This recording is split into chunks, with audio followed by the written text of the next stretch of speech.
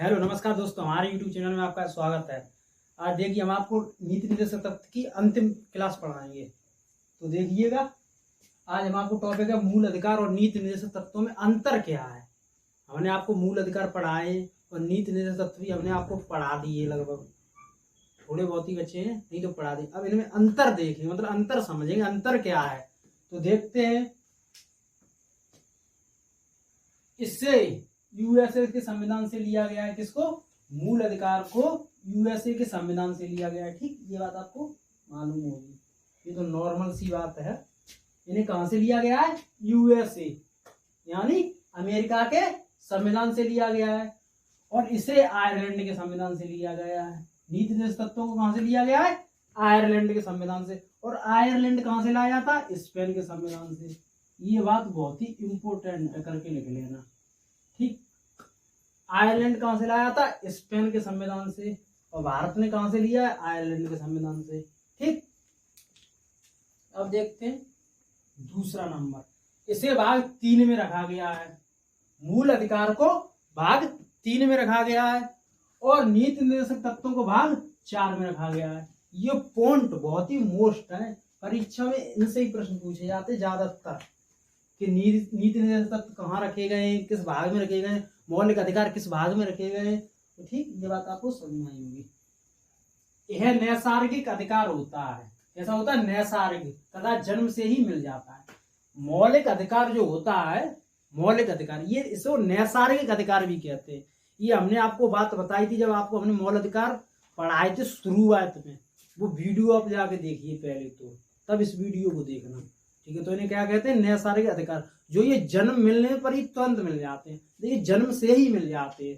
ठीक, और ये नीति ये नैसर्गिक अधिकार नहीं होते, तथा ये सरकार के द्वारा लागू होने के बाद मिलते हैं। मतलब जब सरकार लागू करेगी तब आपको मिलेंगे नीति निर्देशक तत्व। ठीक, और ये मौलिक अधिकार ये जन्म से ही मिल जाते, जन्म होने पर मिल जाते, और इन्हें जन्म के जब सरकार लागू करेगी तब मिलेंगे। ठीक, यह न्यायालय द्वारा परिवर्तनीय तथा वाद योग्य है। यानी अगर आपके मौलिक अधिकार नहीं मिलेंगे, आपको इनका हनन होगा, तो आप न्यायालय में जा सकते हैं इनके खिलाफ। ठीक है, इनके खिलाफ आप याचिका दायर कर सकते हैं, मतलब वाद योग्य यानी बहस योग्य, इनसे बहस कर सकते हैं, आप केस लड़ सकते हैं। ठीक, और यह न्यायालय द्वारा प्रवर्तनीय नहीं यानी वाद योग्य नहीं है, इन पर आप बहस नहीं कर सकते न्यायालय में। ठीक है, ये आपको नहीं मिलेंगे, फिर भी आप बहस नहीं कर सकते। ठीक है, वाद योग्य नहीं है। ठीक है ना, आप इसमें केस करें और इस पर लगा सकते हैं। आपका मौलिक अधिकार का हनन होगा तो आप कोर्ट में, सुप्रीम कोर्ट या हाई कोर्ट, कौन से भी कोर्ट में जा सकते, और इनका अगर आपका होगा हनन तो आप नहीं जा सकते, क्योंकि ये अपनी सरकार इच्छा के अनुसार देती है। नीति निर्देशक तत्व सरकार अपनी इच्छा के अनुसार देती है और मौलिक अधिकार आपको जन्म से ही मिल जाते हैं। ठीक, ये बात आपको समझ में आई होगी मेरे ख्याल से। यह सरकार की शक्तियों को घटा देता है, अर्थात ऋणात्मक होता है। मौलिक अधिकार सरकार की शक्तियों को घटा देता है। ये बात हमने आपको मौलिक अधिकार पढ़ा रहे तब मैंने आपको बताई थी। और अर्थात ये कैसा होता है? ऋणात्मक कहा गया है इसे। ठीक है, क्योंकि ये सरकार की शक्तियों को घटा देता है। तो सरकार का जैसे आर्टिकल 15 है, तो आर्टिकल 15 में क्या है? जात धर्म, मतलब धर्म के बारे में है ना। धर्म मतलब आप इच्छा चौधरी धर्म। अब सरकार ये आपको बात नहीं कर सकती कि आप यही धर्म मानो, आपकी इच्छा वो धर्म मानिए। ठीक, और यह सरकार के अधिकार को बढ़ा देता है, मतलब यह सरकार के अधिकार को बढ़ा देता है। कौन सा? ये वाला, अर्थात यह धनात्मक है। कैसा है? इस सरकार के अधिकार को बढ़ा देता है। ठीक, इसके पीछे कानूनी मान्यता है। क्या इसके पीछे? इसके पीछे कानूनी मान्यता, मतलब जो हमारे संविधान में लिखा है उसके हिसाब से चलते हैं मौलिक अधिकार, और उसके हिसाब से सरकार को चलना पड़ेगा। मौलिक अधिकार ये कहते हैं। ठीक है, क्योंकि ये कानूनी मान्यता है। और इसके पीछे राजनीतिक मान्यता, मतलब जैसे मैंने आपको पढ़ाया था, जैसे आपके राशन कार्ड वगैरह बनते हैं ना, राशन मिलता है, तो ये राजनीतिक पार्टियों की इच्छा है। राजनीतिक इसलिए कहते हैं क्योंकि राजनीतिक पार्टियां कोई देती है राशन, कोई नहीं देती है। ऐसा आपने देखा होगा ना, कोई आवास दे रही है अपनी इच्छा पर, कोई नहीं दे रही है, कोई कुछ करवा रही है विकास, कोई नहीं करवा रही है, तो आप उनके खिलाफ कार्रवाई नहीं कर सकते। ठीक, आप याचिका तो लगा मतलब कोर्ट में नहीं कर सकते हो। ठीक,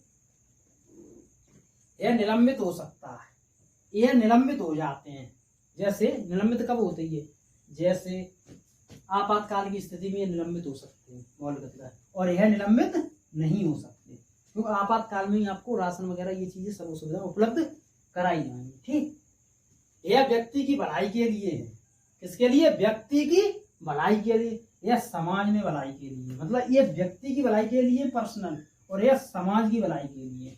तो देखिए ये हमने आपको अंतर समझाया। आप एक बात समझ लीजिएगा मेरी, इसमें अंतर क्या है? मतलब मौलिक अधिकार, मतलब मौलिक अधिकार क्या है? ये मूल अधिकार है जो हर व्यक्ति को मिलते हैं, और ये मतलब ये आपको तुरंत मिल जाते हैं जन्म होते ही, और इनको ये आपको सरकार देती है। ये अंतर आप समझ लीजिएगा। सिर्फ क्या अंतर? ये आपको जन्म होते ही मिल जाते हैं तुरंत, ये सरकार नहीं देगी आपको, ये मिल जाएंगे क्योंकि कानून ही है, एक संविधान के वो है। और ये भी, ये मतलब आपको संविधान में तो ये भी है, तभी तो हम आपको पढ़ा रहे हैं, क्योंकि और ये मतलब इस पर राजनीतिक वो है। ठीक है, ये आपको सरकार देगी। मतलब नीति नेतृत्व का क्या मतलब है? जब संविधान बना तब इतने संसाधन नहीं थे जो इन्हें उपलब्ध कराया जा सके, नीति निर्देशक तत्व, तो इसीलिए इनको रखा गया है। ठीक, जो सरकार अपनी इच्छा के अनुसार इन्हें कराती है उपलब्ध। ठीक है, तो नमस्कार। अगले चैप्टर में हम आपको राष्ट्रपति के बारे में बताएं, राष्ट्रपति को पढ़ाएं। हमारी वीडियो को ज़्यादा से ज़्यादा शेयर करें। तबीयत थोड़ी सही नहीं रहती हमारी, इसलिए वीडियो में बहुत गैप हो गया, इसके लिए सॉरी चाहूँगा। धन्यवाद।